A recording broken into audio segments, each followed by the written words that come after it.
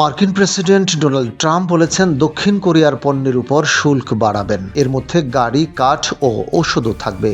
এই শুল্ক বাড়লে এর হার 15% থেকে বেড়ে 25% হবে। ট্রাম্প তার সামাজিক যোগাযোগ মাধ্যম ট্রুথ সোশ্যালে লেখেন, দক্ষিণ কোরিয়ার সংসদ যুক্তরাষ্ট্রের সঙ্গে করা চুক্তি ঠিকভাবে বাস্তবায়ন করছে না। তিনি আরও বলেন, দক্ষিণ কোরিয়ার সংসদ ঐতিহাসিক বাণিজ্য চুক্তিটি অনুমোদন না করায় তিনি শুল্ক বাড়াচ্ছেন, যদিও এটি তাদের নিজস্ব সিদ্ধান্তের বিষয়।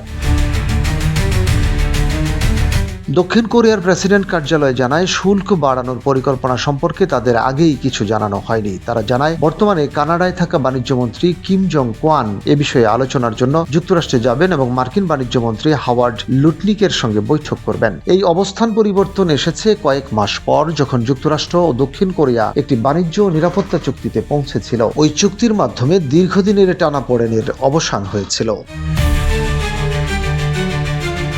অক্টোবরে ট্রাম্প ও দক্ষিণ কোরিয়ার প্রেসিডেন্ট লি জে মিয়ং এর বৈঠকের পর চুক্তিটি চূড়ান্ত হয়। এতে দক্ষিণ কোরিয়ার বিনিয়োগের প্রতিশ্রুতি এবং যুক্তরাষ্ট্রের শুল্ক কমানোর কথা ছিল। চুক্তি অনুযায়ী যুক্তরাষ্ট্র দক্ষিণ কোরিয়ার গাড়ির যন্ত্রাংশ ও ওষুধের উপর সর্বোচ্চ 15% শুল্ক রাখবে। বিশেষভাবে দক্ষিণ কোরিয়ার গাড়ির উপর শুল্ক 25% থেকে কমিয়ে 15% করা হয়েছিল, কিন্তু ট্রাম্পের নতুন হুমকি কার্যকর হলে সেই সিদ্ধান্ত উল্টে যাবে।